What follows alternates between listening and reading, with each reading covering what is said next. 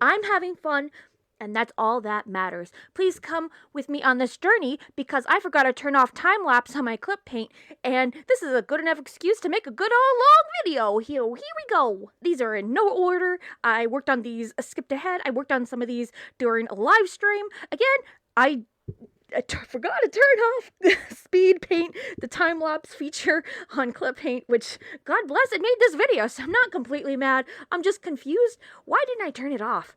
Maybe one of these are my main OCs for a store. Actually, I think this is the one we're working on right now, which is the Little Ram, which is based off of the Little Mermaid. But instead of mermaids, they're rams. They're ram people. This is him. His name is Ram, and he's little and small, and he wishes to battle like all the other rams, but he's too small. He gets tricked by a witch. I made this story specifically for my art teacher because she didn't allow me to make anything cool in my sketchbook at the time when we had a show. So I was like, okay, let's just do a little copyrighted kind of story, but with my own characters. And that's how this came to be. Did I ever finish it? No. Would I like to one day? Yes, because this is my character and I love him very deeply now, and he's such a baby sweet boy. Let's move on. So this is my character, Dot. I made her in, I want to say, my junior year of high school, and I love her very muchly. And I was getting in the groove of wanting to work on character sheets and different stories outside of like my other stories that I've worked on before, because I just stick to one story and it was like, oh, everything goes in that story. No, this was probably the catalyst to be like, okay, let's just make all the characters in the world now because I have a lot of more stories in me. Why am I sticking to one? So this was a big old yay for me. I guess she's like the main character for this story. I assume. I don't know. I didn't go full on with the story. Basically, I just got her. She's like keeper of a cat nipple out in space on a world. What is she doing there? I don't know. I'll figure it out at some point, probably, but I love her. She's cute, and I think the color scheme might be a little wrong. I think I have another thing of her colored, but for right now, this works. And here we have a character from The Power of Say. His name is January, and he comes in way later into the story after the castle arc. And he's just the Wizard of the West. He mostly has little powers or untested spells in his backpack, and he pulls them out when he wants to be cool. He can't cook to save his life, and I love him to death. He's such a good baby boy. Another character from The Power of Say. This is Neckdag, aka he actually has a name, Ted. And he's really good. I don't know, he just seems like a Ted, doesn't he? He has a very long neck. That's his power in The Power of Say. And he's just really obsessed with his daughter to the point of just dressing up like her. He's like a big fan. It's like he's cross-playing his daughter. He's that big of a fan, but yeah. I don't know. I thought it was funny. He's just a gag character, but like I'm pretty sure I'm gonna have him in the story like a lot.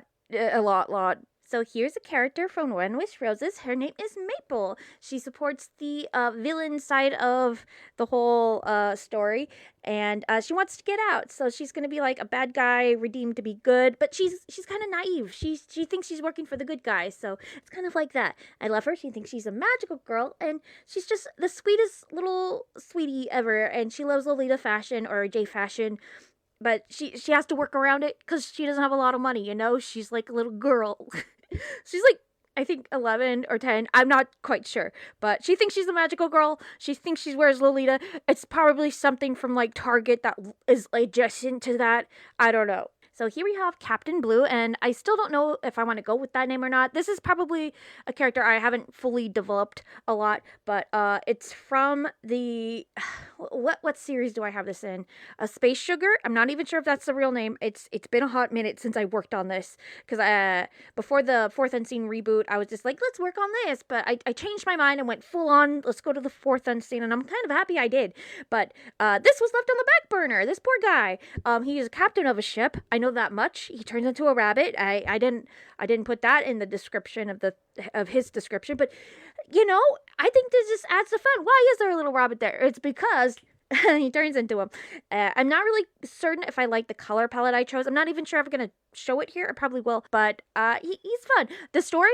Let me just say, the story is based off of Lady Lovelocks, and it's just because I can't get my hands on Lady Lovelocks as an IP, so this is the next best thing. Just Lady Lovelocks in space. All right, this guy's really super cool, and I don't really have a good story for him, honestly. I have like a set of like space bandits that I've made to make keychains, and I just really was just making character designs on the fly, and I just liked the way they looked together. So I made them as a whole gang, and they space pirate in space. That's it. I don't know. I'm sensitive to thinking of just all space stuff, but I haven't developed the idea quite enough. I do have him as kind of like flirtatious, loves the thrill of pirating and getting chicks.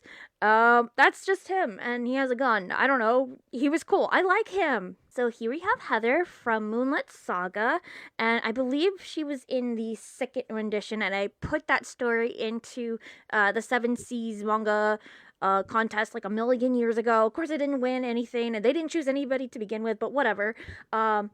She's really cute. She turns into a puppy as a curse, but there's also another curse that goes along with that curse, but I'm not going to say. So here we have a character from Moving On. Her name is Bunny Z, and she's outside of just being a shy, quiet girl. When she transforms, she turns into a bubbly, magical girl that plays a lot of pranks. And that's all I got for her, because this was a very short story, and I was very to the point of what I wanted for each little plot thing. So that's her. I have nothing more to say. But I will say that designing her magical form, I was trying to go for a magician, but not have a bunny kind of spin to it. So the spin is carrots, because that's kind of like a bunny, but it's not. If you hear any clowns or thunder in the background, that's just my hubris catching up with me. So let's keep going. And this character is from The Power of Say. This is Ballet's mom. Her name is Jules. And I was kind of on the fence of naming her Jules, because I remember I heard somewhere that like Sonic's mom was called Jules, or Tails' mom. I don't know. But I think I was just getting my wires crossed, because all I can think of is the new IDW Sonic thing where there's actually a character named Jewel. So, but I named her Jules. There's an S there, so it's not exactly her name. And here's a character that is also from Moving On. His name is Arrow, and I totally forgot that was his name until I looked it up the other day. So this guy is into conspiracy theories, and he doesn't believe in phones, and I think that's hilarious. And he turns into a Cupid boy that makes everybody fall in love with each other, and I thought that was really fun. Again, short and sweet to the point. Outside of that, I have no idea who really this guy is. Maybe I'll have a spinoff. I don't know. Probably not. I have far too much on my plate at the moment. I hope this was something and you enjoyed it. Outside of that, maybe I should leave my clip paint time-lapse thing on a lot more. I don't know. You tell me. I hope to see you next week. Hopefully, I got a lot of work to do. Bye. Love you platonically. Bye-bye.